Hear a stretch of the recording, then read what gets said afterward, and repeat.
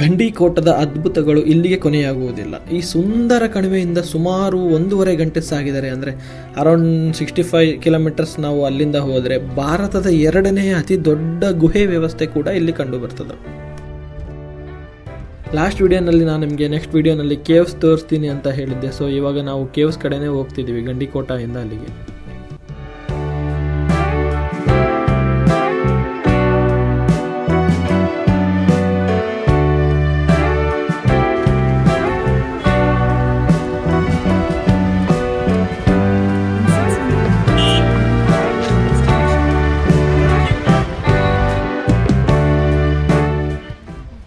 ಇವಾಗ ಏನು ನೀವು ನೋಡ್ತಿದ್ರಲ್ಲ, ಈ ಕೇವ್ಸ್ ಎಲ್ಲನೂ ಕರ್ನೂಲ್ ಜಿಲ್ಲೆಗೆ ಸಂಬಂಧಪಟ್ಟಿದ್ದು. ಈ ಕೇವ್ಸ್ ಎಲ್ಲ ಬರೋದು ಕರ್ನೂಲ್ ಜಿಲ್ಲೆಯಲ್ಲಿ.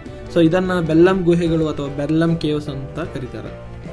ಈ ಒಂದು ಗುಹೆಗಳು ಆಂಧ್ರ ಪ್ರದೇಶದ ನಂದ್ಯಾಳ ಜಿಲ್ಲೆಯ ಕೋಳಿಮಿಗುಂಡ್ಲ ಮಂಡಲದ ಬೆಲ್ಲಂ ಗ್ರಾಮದಲ್ಲಿದೆ. ಕೋಳಿಮಿಗುಂಡ್ಲ ಬೆಲ್ಲಂ ಗುಹೆಗಳಿಂದ 3 ಕಿಲೋಮೀಟರ್ ದೂರದಲ್ಲಿದೆ. ಕಾರ್ನ ಪಾರ್ಕ್ ಮಾಡಿಬಿಟ್ಟು ಇವಾಗ ನಾವು ಟಿಕೆಟ್ ಕೌಂಟರ್ ಕಡೆ ಹೋಗ್ತಿದ್ದೀವಿ. ಕಂಪಲ್ಸರಿ ಟಿಕೆಟ್ ತೊಗೊಂಡೇ ಒಳಗಡೆ ಹೋಗಬೇಕು. ಸೊ ನೋಡೋಣ ಅಲ್ಲಿ ಪ್ರೈಸ್ ಯಾವ ಥರ ಇದೆ ಅಂತೇಳಿ ನಾನು ಹೇಳ್ತೀನಿ.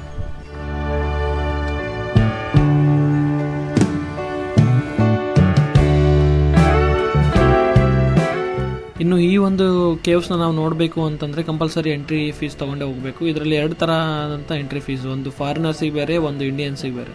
ಫಾರಿನರ್ಸಿಗೆ ಅಂದರೆ 300 ರೂಪಾಯಿ ಒಂದು ಎಂಟ್ರಿ ಫೀಸ್ ಇದೆ. ಇಂಡಿಯನ್ಸಿಗೆ ಅಂತ ಬಂದರೆ ದೊಡ್ಡವರಿಗೆ 70 ರೂಪಾಯಿ, ಸಣ್ಣವರಿಗೆ 50 ರೂಪಾಯಿ, ಅಂದರೆ ಮಕ್ಕಳಿಗೆ.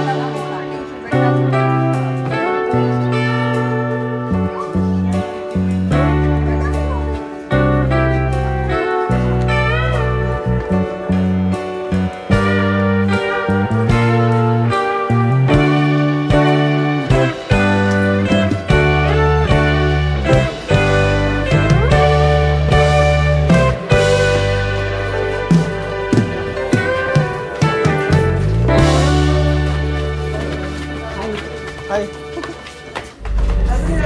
Very beautiful.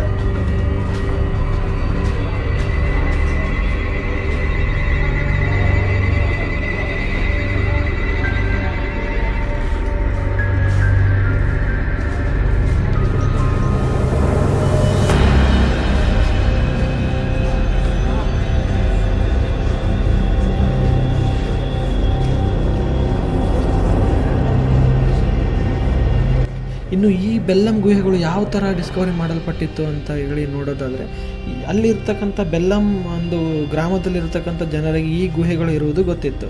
ಆದರೆ ಇದರ ಮೊದಲ ದಾಖಲೆ ಅಂದರೆ 1884ರಲ್ಲಿ ರಾಬರ್ಟ್ ಬ್ರೂಸ್ ಫುಟ್ ಅಂತೇಳಿ ಬರ್ತಾನೆ. ಆತ ಯಾರಪ್ಪ ಅಂದರೆ ಬ್ರಿಟಿಷ್ ಜಿಯೋಲಜಿಸ್ಟ್ ಮತ್ತು ಆರ್ಕಿಯಾಲಜಿಸ್ಟ್ ಆಗಿರ್ತಾನೆ. ಆತ ದಂಡಯಾತ್ರೆ ಮಾಡ್ತಿರ್ತಾನೆ, ಭಾರತದ ಮೇಲೆ ಎಲ್ಲ ಕಡೆ ಸುತ್ತಾಡ್ತಿರ್ತಾನೆ.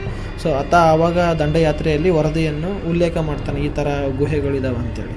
ಇದಾದ ನಂತರ ಅಂದರೆ ಅರ್ಬರ್ಟ್ ಡೇನಿಯಲ್ ಗೆಬೋರ್ ಅನ್ನೋ ಒಬ್ಬ ವ್ಯಕ್ತಿಯ ನೇತೃತ್ವದ ಜರ್ಮನ್ ತಂಡವು ಭಾರತದಲ್ಲಿ 1982 ಮತ್ತು 83ರಲ್ಲಿ ಈ ಗುಹೆಗಳ ವಿವರವಾದ ಪರಿಶೋಧನೆಯನ್ನು ನಡೆಸುವವರೆಗೂ ಬೆಲ್ಲಂ ಗುಹೆಗಳು ಸುಮಾರು 1 ಶತಮಾನದವರೆಗೆ, ಅಂದರೆ 100 ವರ್ಷಗಳ ಕಾಲ ಯಾರ ಗಮನಕ್ಕೂ ಬಂದಿಲ್ಲ. ಡೈರೆಕ್ಟಾಗಿ ಹೇಳಬೇಕಂದ್ರೆ ಯಾರೂ ಇದ್ರ ಬಗ್ಗೆ ತಲೆ ಕೆಡಿಸ್ಕೊಂಡಿಲ್ಲ. ಒಂದು ಬಂದಂತಹ ಜರ್ಮನ್ ದಂಡಯಾತ್ರಿಗಳಿಗೆ, ಅಂದರೆ ಈ ಒಂದು ಜರ್ಮನ್ ತಂಡಕ್ಕೆ ಸ್ಥಳೀಯರಾದ Shri B Chalapathi Reddy, Shri Ramaswamy Reddy, Shri Boyu Madduleti, Shri K Padmanabhaiah, Shri K Chennaiah ಮತ್ತು ಶ್ರೀ ಎ ಸುಂಕಣ್ಣ ಅವರು ಈ ಒಂದು ಜರ್ಮನ್ ತಂಡದವರಿಗೆ ಸಹಾಯ ಮಾಡಿದರು, ಅಂದರೆ ಪರಿಶೋಧನೆ ಮಾಡೋದಕ್ಕಾಗಿ ಸಹಾಯ ಮಾಡಿದರು.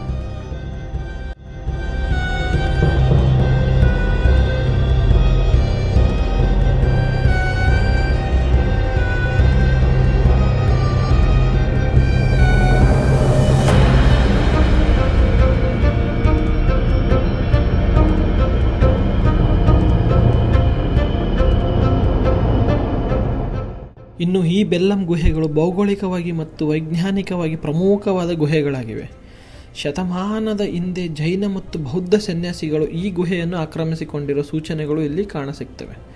ಗುಹೆಗಳಲ್ಲಿ ಅನೇಕ ಬೌದ್ಧರ ಅವಶೇಷಗಳು ಕಂಡುಬಂದಿವೆ. ಈ ಅವಶೇಷಗಳನ್ನು ಈಗ ಅನಂತಪುರದ ವಸ್ತು ಸಂಗ್ರಹಾಲಯದಲ್ಲಿ ಇರಿಸಲಾಗಿದೆ. ಭಾರತ ಪುರಾತತ್ವ ಶಾಸ್ತ್ರದ ಸಮೀಕ್ಷೆಯು ಅಂದರೆ ಆರ್ಕಿಯಾಲಜಿಕಲ್ ಸರ್ವೆ ಆಫ್ ಇಂಡಿಯಾದವರು ಏನು ಹೇಳ್ತಾರೆ ಅಂತಂದರೆ, ಬೌದ್ಧ ಪೂರ್ವ ಯುಗದ ಹಡಗುಗಳ ಅವಶೇಷಗಳು ಇತ್ಯಾದಿಗಳನ್ನು ಇಲ್ಲಿ ಕಂಡುಹಿಡಿದಿದ್ದಾರೆ. ಗುಹೆಗಳಲ್ಲಿ ಕಂಡುಬರುವ ಹಡಗು ಅವಶೇಷಗಳು ಏನು ಇದಾವಲ್ಲ, ಅವು ಕ್ರಿಸ್ತಪೂರ್ವ 4500ಕ್ಕೆ ಸಂಬಂಧಪಟ್ಟಿದ್ದು ಅಂತೇಳಿ ಹೇಳ್ತಾರೆ ಅವರು. ಈ ಗುಹೆಯ ಸಮೀಪ ಒಂದು ದೊಡ್ಡ ಗುಡ್ಡ ಐತೆ. ಆ ಗುಡ್ಡದ ಬಳಿ ಬಿಳಿ ದೈತ್ಯ ಬುದ್ಧನ ಪ್ರತಿಮೆ ಇದೆ. ಅದಕ್ಕೆ ಧ್ಯಾನ ಮಂದಿರ ಅಂತೇಳಿ ಕರೀತಾರೆ. ಇದು ಬೌದ್ಧ ಸನ್ಯಾಸಿಗಳು ಬಳಸುತ್ತಿದ್ದರು ಆವಾಗ ಅಂತೇಳಿ ದಾಖಲೆ ಇದೆ.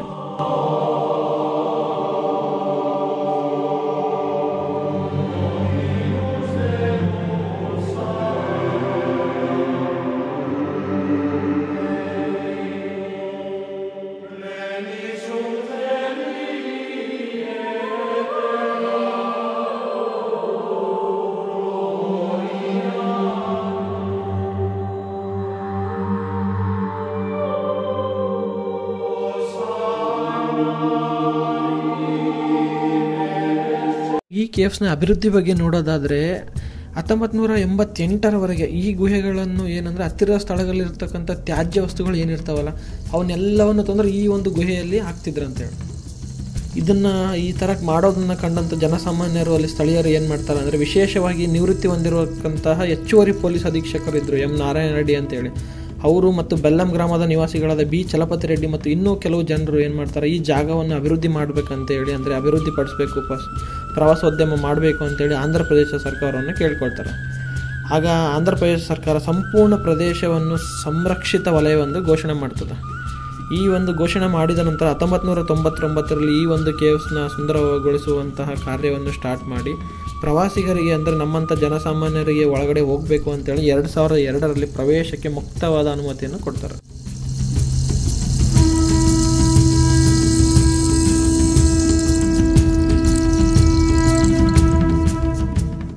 ಇಲ್ಲಿ ನೋಡ್ತಿದ್ರಲ್ಲ, ಈ ಅರುಗೇಡಿ ನನ್ನ ಮಕ್ಕಳು ಮಾಡಿರೋ ಕೆಲಸ ನೋಡ್ರಿ. ಏನು ಇವರು ದೊಡ್ಡ ರಾಜರು, ಇವರು ಶಾಸನ ಕೆತ್ತಿದವ್ರ ಥರ ಇಲ್ಲಿ ಅವರ ಲವರ್ ಹೆಸರು ಬರೆದು ಅಲ್ಲೊಂದು ಹಾರ್ಟ್ ಶೇಪ್ ಹಾಕಿ ಅದರಲ್ಲಿ ಮಾಡ್ತಿದ್ದಾರೆ. ಯಪ್ಪ,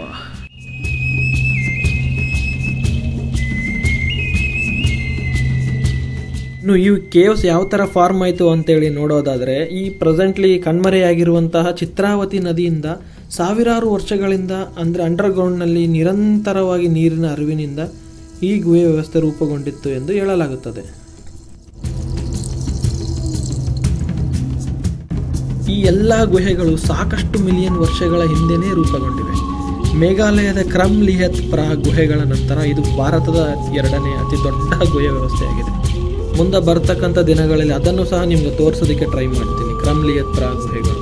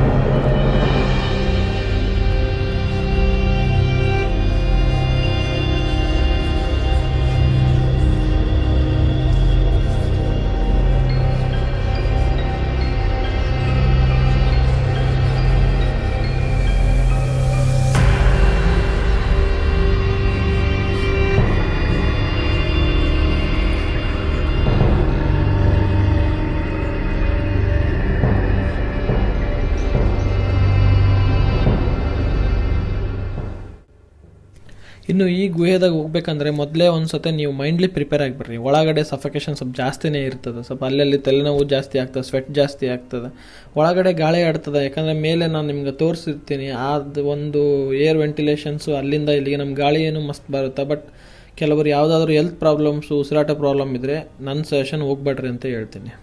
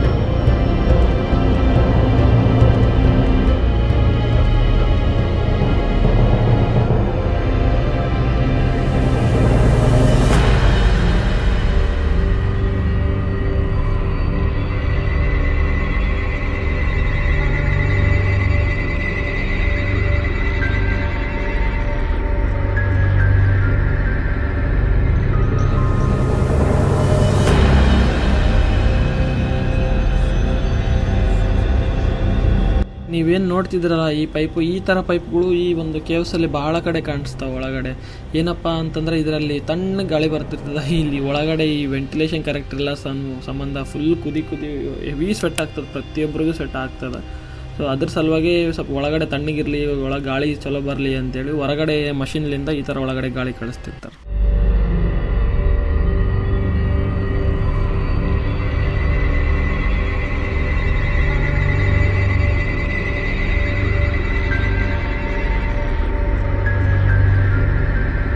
ಈ ಬೆಲ್ಲಮ್ ಕೇವ್ಸ್ ವಿಡಿಯೋ ನಿಮಗೆ ಫುಲ್ ಇಷ್ಟ ಆಗಿದೆ ಅಂತ ನಾನು ಅಂದ್ಕೊತೀನಿ. ಸೊ ಇಷ್ಟ ಆಗಿದರೆ ಈ ವಿಡಿಯೋನ ನಿಮ್ಮ ಫ್ರೆಂಡ್ಸ್, ಫ್ಯಾಮಿಲಿ ಎಲ್ಲರಿಗೂ ಶೇರ್ ಮಾಡಿ ಮತ್ತು ನನ್ನ ಚಾನಲ್ನ ಸಬ್ಸ್ಕ್ರೈಬ್ ಮಾಡಿಸಿ. Thank you.